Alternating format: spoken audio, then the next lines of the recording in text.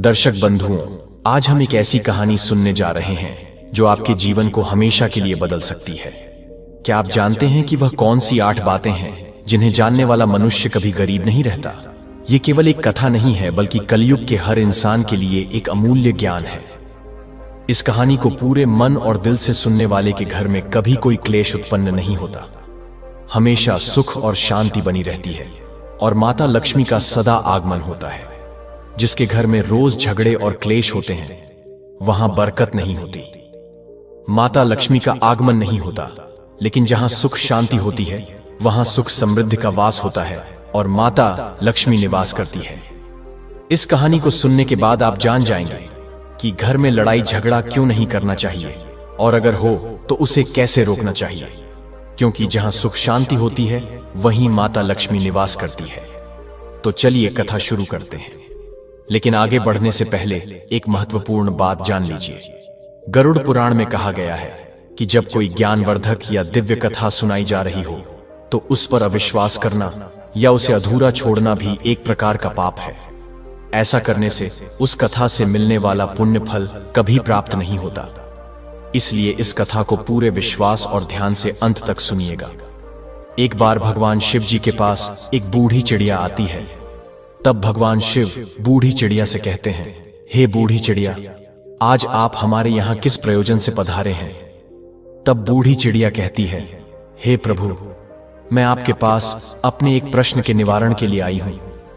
भगवान शिव कहते हैं, कहो बूढ़ी चिड़िया, आपका कौन सा इतना अति आवश्यक प्रश्न आन पड़ा है जिसकी वजह से आप आज हमारे पास पधारी हैं? तब बूढ़ी चिड़िया कहती है, हे भगवान, मुझे मनुष्यों के कल्याण के लिए आपसे 8 बातें जाननी हैं जो प्रत्येक मनुष्य के लिए अति आवश्यक हो, जिससे कलयुग के प्रत्येक मनुष्य का कल्याण हो सके। भगवान शिव कहते हैं, हे बूढ़ी चिड़िया, आज आपने सच में संसार के कल्याण हेतु अति आवश्यक प्रश्न किया है। आपके द्वारा पूछे गए प्रश्न की वजह से संपूर्ण धरती लोक के मनुष्य का जीवन सफल हो जाएगा। परंतु हे बूढ़ी चिड़िया, मैं आपको इस प्रश्न का उत्तर एक कथा के माध्यम से दूंगा। तब बूढ़ी चिड़िया कहती है, हे भगवान, आप उस कथा को कहिए। मैं आपके द्वारा सुनाई गई कथा को पूरा अंत तक सुनूंगी और संपूर्ण लोक जगत में विख्यात भी करूंगी। तब भगवान शिव कहते हैं, हे बूढ़ी चिड़िया, आज तुम्हें एक अमीर बहन और गरीब भाई की कथा सुनाता हूं। आज की कथा सुनकर तुम्हें पता चल जाएगा कि एक भाई और बहन का रिश्ता कैसा होता है और हर एक बहन और भाई को अपना रिश्ता कैसे निभाना चाहिए। साथ ही साथ तुम्हें आज की इस कथा में जानने को मिलेगा कि आखिर मनुष्य गरीब क्यों हो जाता है।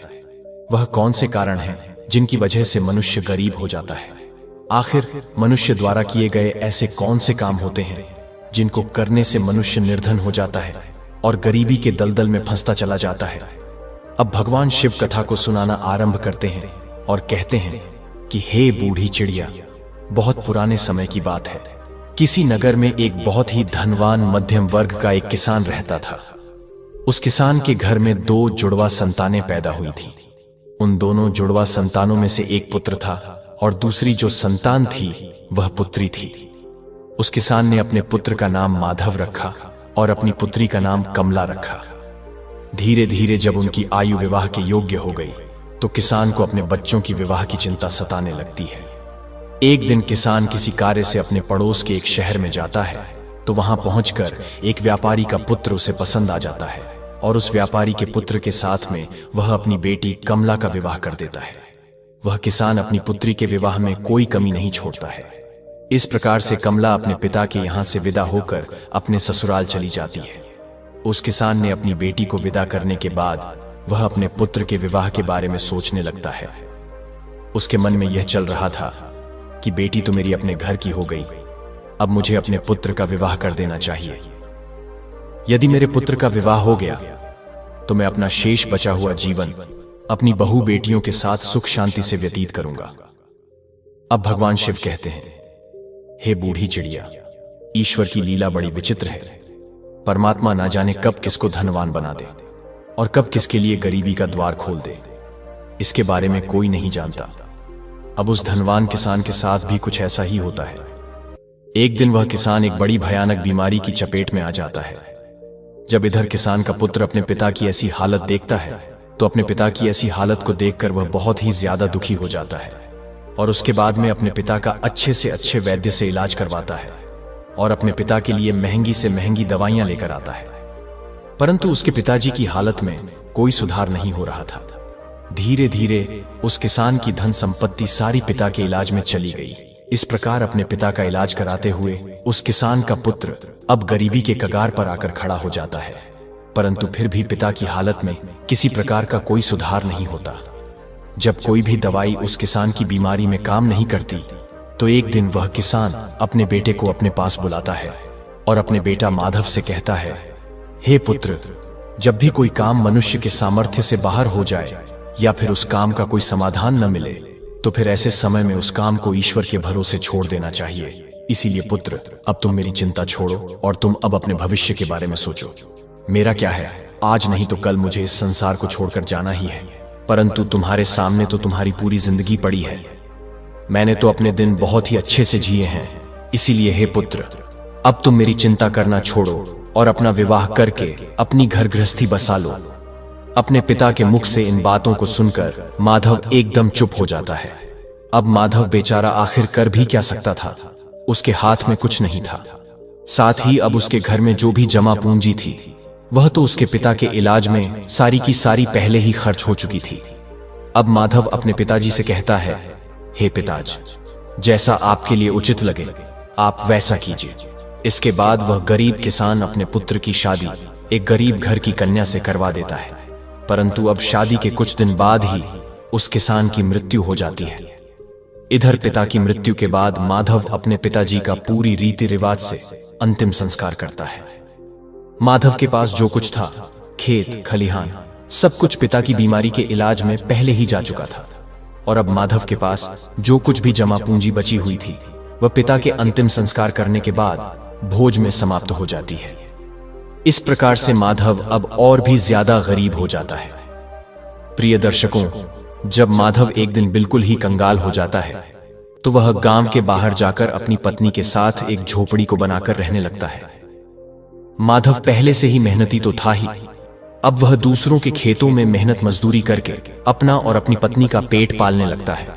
और माधव की बहन कमला, जिसका विवाह एक धनी व्यापारी के घर में हुआ था, उसे जब अपने भाई की स्थिति के बारे में पता चलता है तो वह धनवान बहन अपने गरीब भाई से घृणा करने लग जाती है। प्रिय दर्शकों, अब भगवान शिव कहते हैं, हे बूढ़ी चिड़िया, कलयुग का प्रत्येक मनुष्य धन का लोभी होता है। जैसे वह माधव की बहन माधव के पास धन न देखकर अपने ही सगे भाई से घृणा करने लगी। वह मन में सोचने लगी कि मेरा भाई अब तो बिल्कुल ही कंगाल हो चुका है, उसका घर जमीन सब बिक गया है और अब उसके पास में एक फूटी कौड़ी भी नहीं बची है। यदि वह ऐसी हालत में मेरे ससुराल आता है तो उसे देख देख कर मेरी देवरानियां और जेठानियां मेरा बड़ा ही अपमान करेंगी और मेरा मजाक बनाएंगी कि तेरे मायके वाले तो बिल्कुल ही कंगाल हैं। अब ऐसे तो मेरे ससुराल में मेरी बहुत ही ज्यादा बदनामी हो जाएगी। इस कारण से वह कमला अपने सगे भाई से रिश्ता तोड़ देती है। वह बहन अपने भाई के लिए इतनी निर्दयी हो जाती है कि न तो कमला अपने भाई को अपने ससुराल बुलाती है और न ही कभी अपने भाई के घर जाती है। अब कमला के भाई माधव को धीरे धीरे अच्छी तरह से पता हो जाता है कि अब मेरी प्यारी सी मुस्कान वाली जो बहन हुआ करती थी वही बहन आज मुझसे नफरत क्यों कर रही है। इसलिए माधव भी अपनी बहन के ससुराल कभी नहीं जाता है। इस प्रकार से कमला तो बड़े ऐसो आमाधव के साथ में अपनी ससुराल में अपनी जिंदगी गुजार रही थी, परंतु माधव मेहनत मजदूरी करने के बाद भी अपनी पत्नी के साथ झोपड़ी में रहकर किसी तरह से अपने जीवन के दिनों को काट रहा था। अब भगवान शिव कहते हैं, हे बूढ़ी चिड़िया, ऐसे ही करते करते कुछ साल गुजर जाते हैं। अब कमला की भी संतानें बड़ी हो चुकी थी। कुछ साल गुजरने के बाद एक दिन माधव की बहन कमला के लड़के का विवाह तय हो जाता है, लेकिन माधव की बहन कमला अपने भाई को निमंत्रण का आमंत्रण नहीं भेजती। जब माधव को इस बात का पता चलता है कि उसके भांजे की शादी होने वाली है तो इस बात को सुनकर माधव प्रसन्न हो जाता है और अपनी पत्नी के पास जाकर इस बात की खबर देता है। माधव की पत्नी का नाम सावित्री था। जब माधव अपनी पत्नी सावित्री को यह बातें बताता है कि मेरी बहन के बेटे की शादी है और हम सभी को बहन के घर जाना है, तो माधव की पत्नी को इस बात की जानकारी होती है कि ननद के बेटे की शादी है। वह इस बात को सुनकर अत्यंत ही खुश हो जाती है।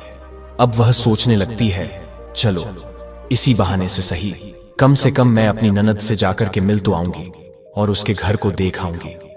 सावित्री खुश होकर अपने पति से कहती है, हे पतिदेव, मैं आपके साथ में जरूर चलूंगी, लेकिन पहले मुझे यह बताओ, क्या हमारी प्यारी ननद ने हमारे लिए निमंत्रण के लिए आमंत्रण पत्र भेजा है या नहीं?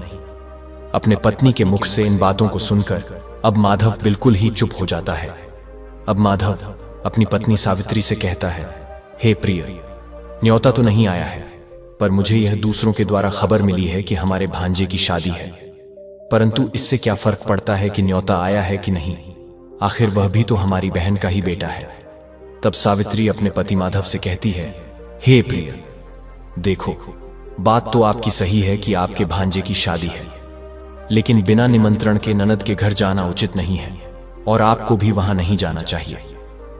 माधव अब अपनी पत्नी सावित्री को समझाता है, हे प्रिय, कमला के ससुराल वाले बड़े ही धनवान आदमी हैं।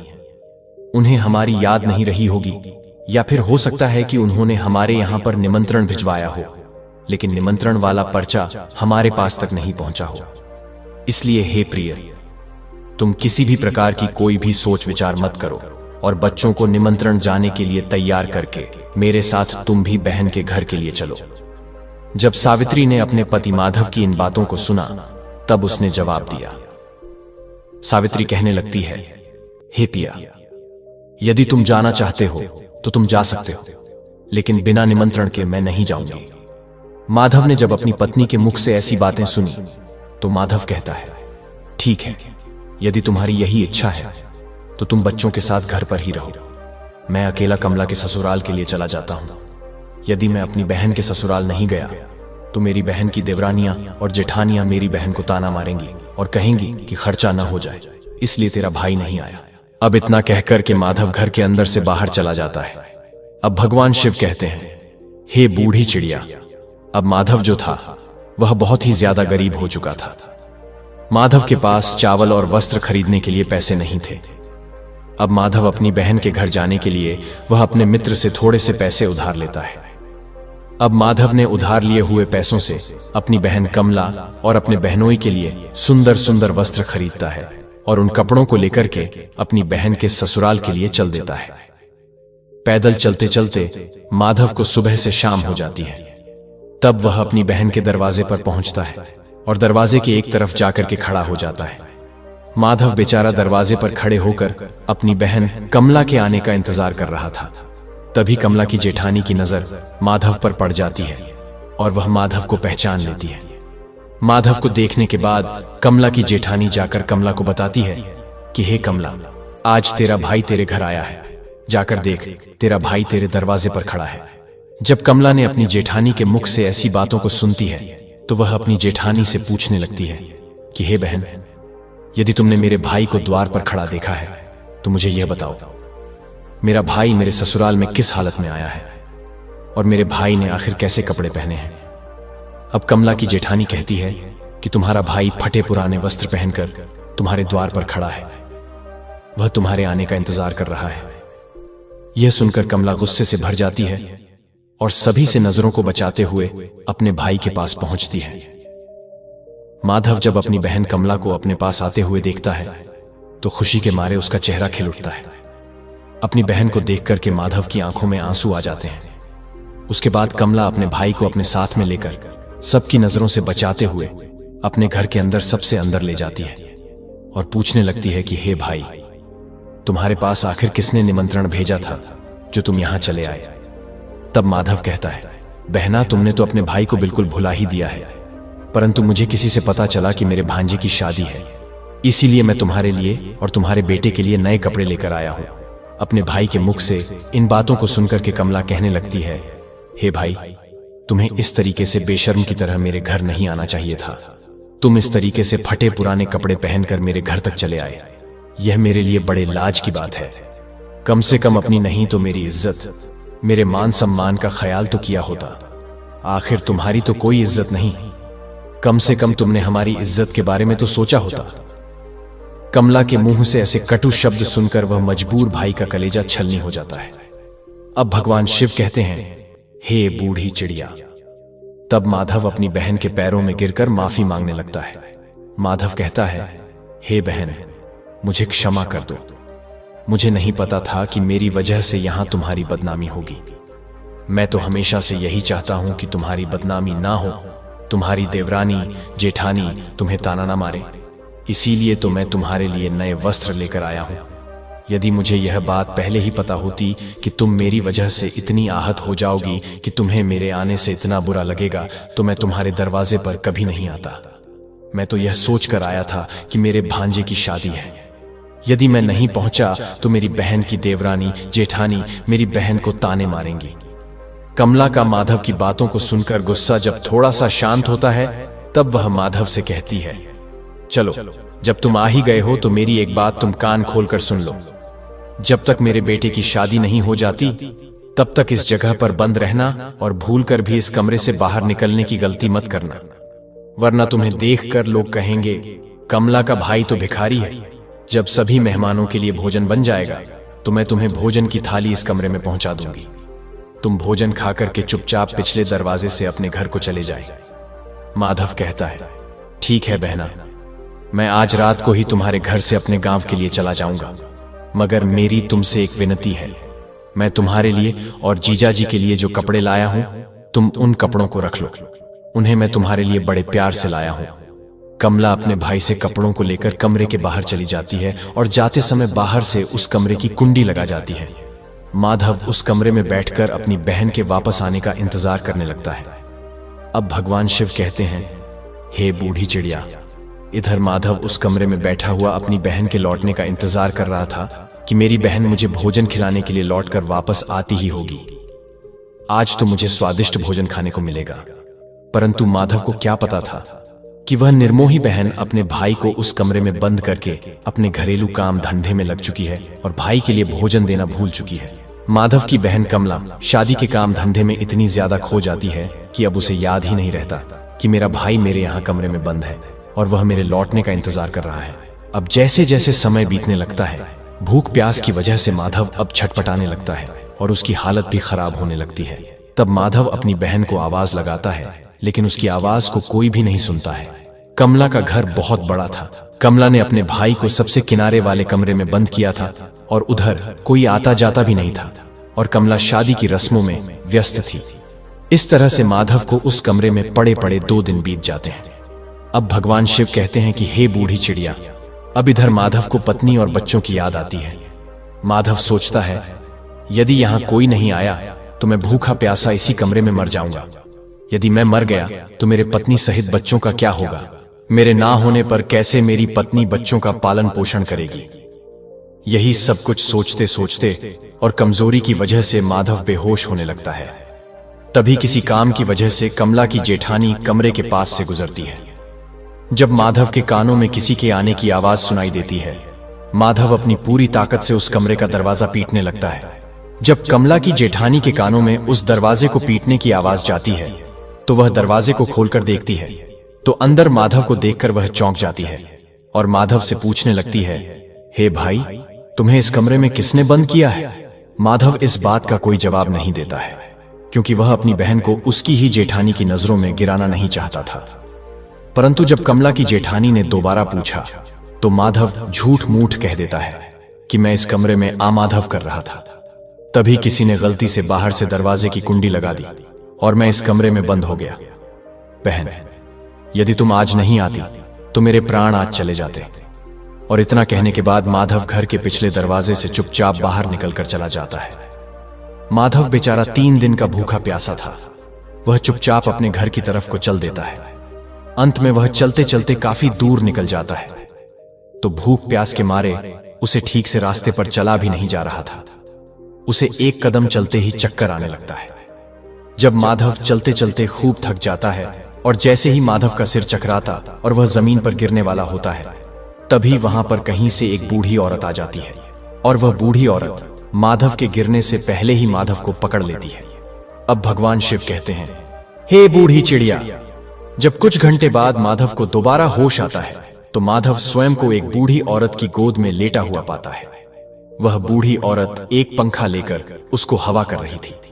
होश आने के पश्चात माधव खड़ा हो जाता है और खड़े होने के बाद में उस बूढ़ी औरत से कहता है, हे मां, तुम कौन हो? प्रिय दर्शकों, अब भगवान शिव कहते हैं, हे बूढ़ी चिड़िया। जिस बूढ़ी मां की गोद में वह बेचारा माधव लेटा हुआ था, वह बूढ़ी मां साक्षात देवी मां थी, क्योंकि माधव की पत्नी सावित्री रोज उस देवी मां की पूजा किया करती थी और पूर्ण श्रद्धा से, भाव से देवी मां की भक्ति किया करती थी। इसीलिए जब माधव चक्कर खाकर के गिरने वाला होता है तो उसी समय पर देवी मां प्रकट होकर माधव को संभाल लेती है और माधव का सिर अपनी गोद में रखकर उसे अपनी गोद में सुला लेती है। जब माधव को होश आता है तो वह देवी माता को प्रणाम करके कहता है, हे देवी मां, तुम कौन हो? अब भगवान शिव कहते हैं कि हे बूढ़ी चिड़िया। वह बूढ़ी औरत कहती है, मैं एक दुखिया हूं और इस जंगल को अपना घर समझकर इस जंगल के बीचों बीच वास करती हूं। तब माधव उस बुढ़िया को प्रणाम करके अपने घर के लिए वहां से चलने लगता है। तभी उस समय पर बूढ़ी औरत कहती है, बेटा, तुम भला कहां से आ रहे थे और इधर कहां को जा रहे हो? तब माधव बताता है, हे मां, मेरे भांजे की शादी थी, इसी वजह से मैं अपनी बहन के घर गया हुआ था और इधर मेरा गांव है, मैं इधर अपने गांव के लिए जा रहा हूं। तो बूढ़ी औरत माधव से कहती है, बेटा, यदि तुम बुरा ना मानो तो मैं तुमसे एक बात पूछना चाहती हूं। तब माधव कहता है, पूछो मां, तुम मुझसे क्या पूछना चाहती हो? बूढ़ी औरत कहती है कि बेटा, यह तुम अपनी बहन के घर से आ रहे हो।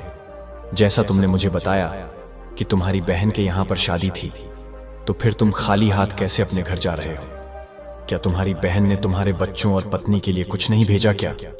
तब उस बूढ़ी औरत के मुख से ऐसी बातों को सुनकर कि माधव की आंखों में आंसू आ जाते हैं। माधव उस बूढ़ी औरत को सारी बात बता देता है। इस प्रकार से माधव के मुंह से पूरी घटना को सुनने के बाद में वह बूढ़ी माता कहती है, हे पुत्र, तुम किसी भी प्रकार की चिंता मत करो, जो हुआ उसे भूल जाओ और सुनो। यहां से कुछ दूरी पर मेरा एक बगीचा है। उस बगीचे में अनेकों प्रकार के फल लगे हुए हैं। तुम उस बगीचे में चलकर के पहले कुछ फल खाकर अपना पेट भर लो, क्योंकि तुमने 2 दिन से कुछ नहीं खाया है। जब तुम्हारा पेट भर जाए तो कुछ फल तुम अपनी पत्नी और बच्चों के लिए भी तोड़कर रख लेना। जब तुम्हारी पत्नी और बच्चे जब भी तुमसे मिलेंगे तो पूछेंगे कि तुम अपनी बहन के ससुराल से क्या लेकर के आए हो, तो तुम कह देना, मेरी बहन ने तुम्हारे लिए फल भेजे हैं। ऐसा करने से तुम अपनी पत्नी और बच्चों के सामने शर्मिंदा होने से बच जाओगे और इससे तुम्हारी मान प्रतिष्ठा भी बची रहेंगी। माधव इस प्रकार से जब बूढ़ी औरत की इन बातों को सुनता है तो वह उनकी बात मानकर कि माधव बूढ़ी औरत के बगीचे में पहुंच जाता है। उस बगीचे में नाना प्रकार के फल लगे हुए थे। तब माधव उन वृक्षों से फल तोड़कर खाने लगता है और जब उसका पेट भर जाता है तो कुछ फलों को तोड़ करके वह अपने थैले में रख लेता है। यह सब करने के बाद में माधव उस बूढ़ी औरत से आज्ञा लेकर अपने घर के लिए चलने को तैयार होता है। तो वह बूढ़ी औरत माधव से कहती है, हे पुत्र, जाते समय तुम मेरी इन 8 बातों को ध्यान से सुनते जाओ, यह तुम्हारे जीवन में बहुत ज्यादा काम आएंगी। प्रिय दर्शकों, अब भगवान शिव कहते हैं, हे बूढ़ी चिड़िया, आपने अभी तक जो कहानी सुनी है कि वह 8 बातें कौन सी है जिसे सबको पता होना चाहिए। अब इस कथा में आपको वह 8 बातें जानने को मिल जाएंगी। अब भगवान शिव कथा को आगे बढ़ाते हुए कहते हैं कि इस प्रकार से बूढ़ी औरत जो साक्षात देवी का अवतार थी, वह माधव को 8 बातें बताती है। उन 8 बातों को सुनकर कि माधव अपने घर के लिए चल देता है। जब माधव फलों से भरे हुए उस थैले को लेकर अपने घर पर पहुंचता है, तब माधव के छोटे छोटे बच्चे और माधव की पत्नी माधव के पास आते हैं और पूछने लगते हैं, पिताजी, आप बुआ के घर से आ रहे हो, आखिर बुआ ने हमारे लिए क्या भेजा है? माधव ने जब अपने बच्चों के मुंह से यह सुना, तब माधव ने अपने हाथों का थैला अपनी पत्नी को थमा दिया और थैला देने के बाद माधव घर से बाहर निकलकर चला जाता है। माधव के जाने के बाद में माधव की पत्नी जब उस थैले को खोलकर देखती है तो थैले के अंदर का नजारा देखकर माधव की पत्नी एकदम से हैरान रह जाती है। सावित्री थैले में देखती है कि वह थैला पूरा सोने चांदी के रूप में बने फलों से भरा हुआ है। माधव जो फल लाया था उसमें से कुछ अनार भी थे। जब माधव की पत्नी ने अनार को फोड़ा तो अनार के फलों से हीरे निकलते हैं। यह सब देख करके माधव की पत्नी बहुत खुश हो जाती है। वह भागी भागी अपने पति के पास में पहुंचती है और अपने पति के पास पहुंच करके अपने पति से कहती है कि हे प्रिय, तुम तो शादी में गए थे और आखिर तुम लेकर क्या आए हो? अपनी पत्नी की इन बातों को सुनकर माधव सोचने लगता है कि मेरे घर वालों को शायद फल पसंद नहीं आए होंगे, इसीलिए मेरी पत्नी मुझसे ऐसी बात पूछ रही है। मुझे तो अपने बच्चों के लिए लड्डू पेड़ा लेकर आना चाहिए था। तब माधव अपनी पत्नी से कहता है, हे प्रिय, बहन ने जो कुछ भी भेजा है वह मैंने लाकर तुम्हें दे दिया। अब जो कुछ भी थैले में है उसे ही बच्चों को बांट कर दे दो। तब पत्नी कहती है, हे प्रिय, पहले तुम घर के अंदर चलो और घर पर चलकर देखो तो तुम्हारी बहन ने तुम्हारे लिए क्या भेजा है। यह कहकर सावित्री अपने पति के हाथ को पकड़कर घर के भीतर ले जाती है और अपने पति से कहती है, इसे जरा देखिए तो सही, आखिर हमारी ननद ने हमारे लिए क्या भेजा है। और इतना कहकर सावित्री माधव के सामने थैले को पलट देती है। थैला पलटते ही अंदर से हीरे, मोती, सोना, चांदी निकलते हैं। सावित्री कहती है कि आखिर हमारी ननद ने तो हमारा भाग्य ही बदल दिया। उन्होंने फलों में छुपा करके हीरे मोती भेजे हैं। जब यह नजारा माधव देखता है तो उसे समझ आ जाता है कि मुझे जो रास्ते में जो बूढ़ी औरत मिली थी वह कोई साधारण औरत नहीं थी, वह बूढ़ी औरत कोई देवी मां थी।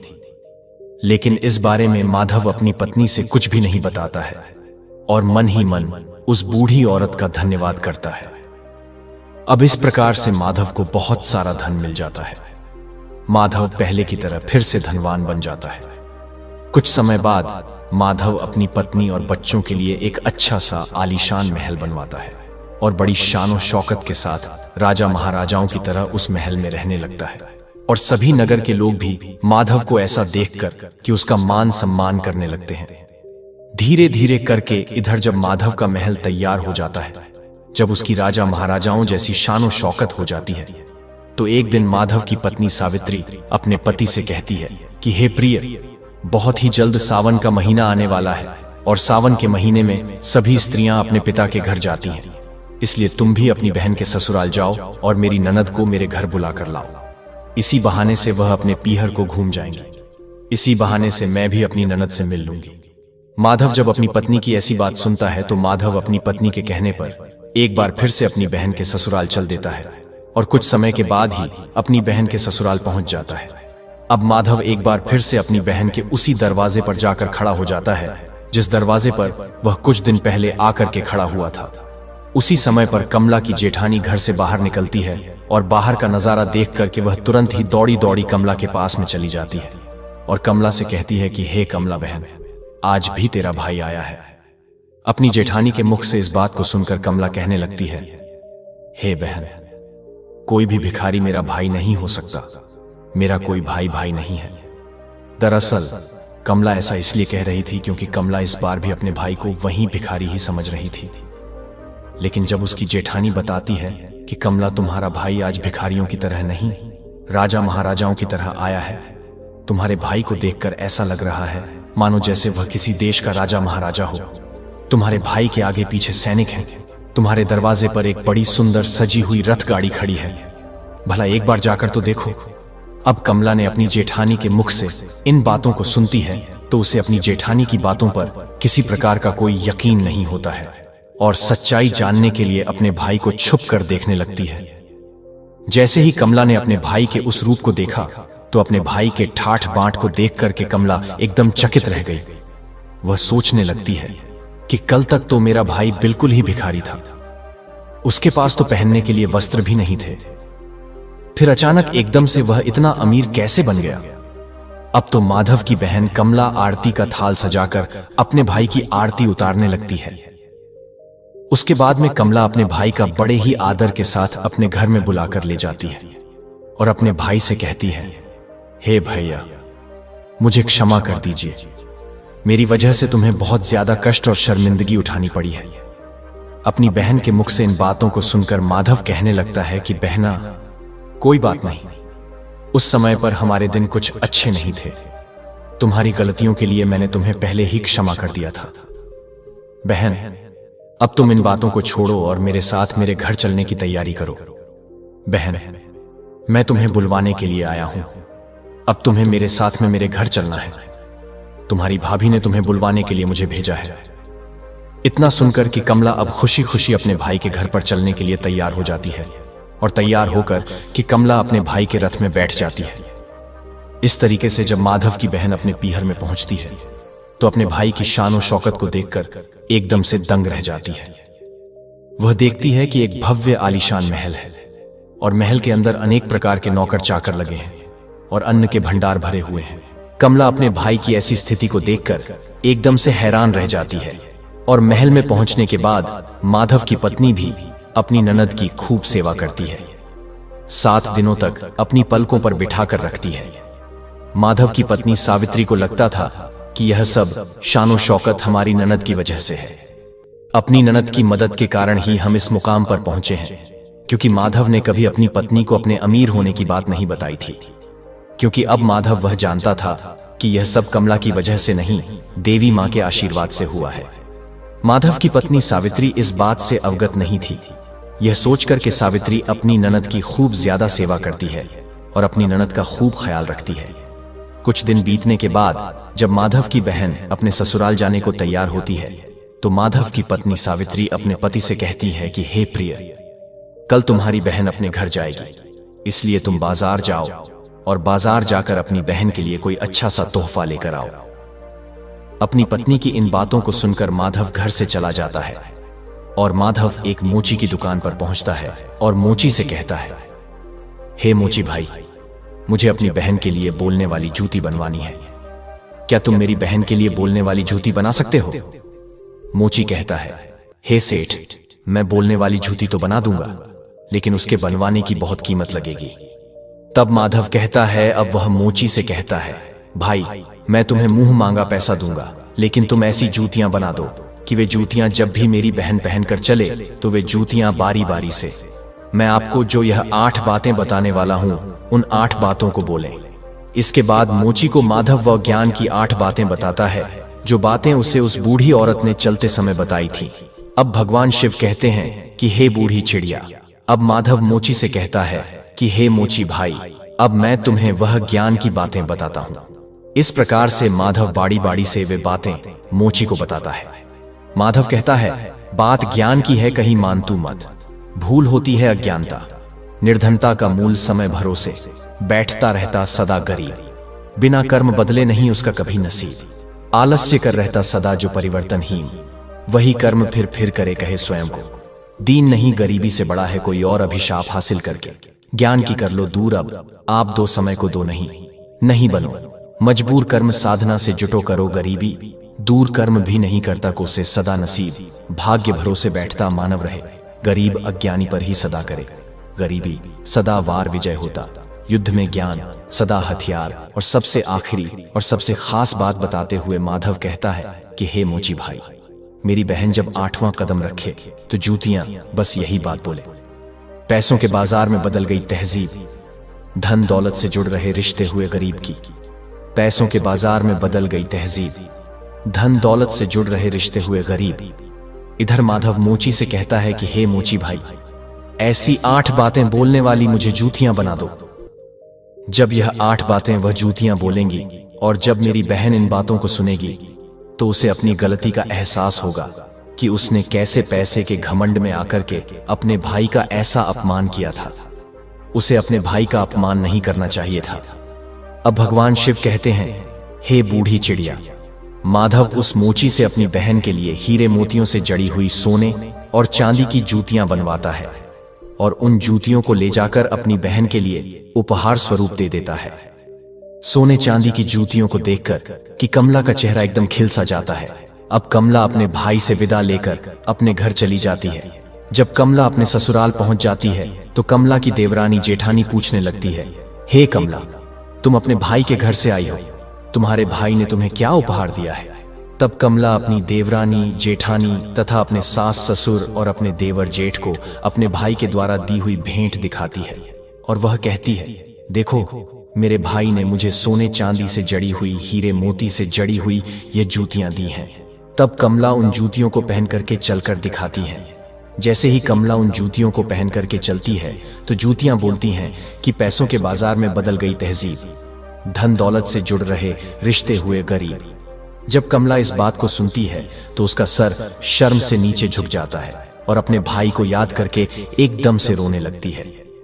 जब कमला का ऐसे लटका हुआ मुंह उसकी देवरानी जेठानी देखती है तो वह पूछती है कि कमला, आखिर क्या हुआ जो तुम अचानक से रोने लगी? तो कमला अपनी देवरानी और जेठानी को सारी बातें बताती है कि हे बहन, मैंने पैसों के घमंड में आकर अपने भाई को कितना भला बुरा कहा था।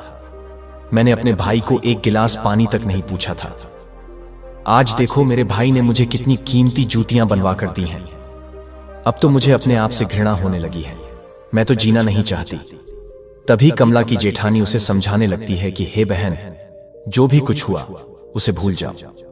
आगे से याद रखना, कभी किसी के साथ में ऐसा बर्ताव मत करना, क्योंकि जो व्यक्ति धन दौलत का घमंड करता है उससे माता लक्ष्मी हमेशा के लिए दूर चली जाती है।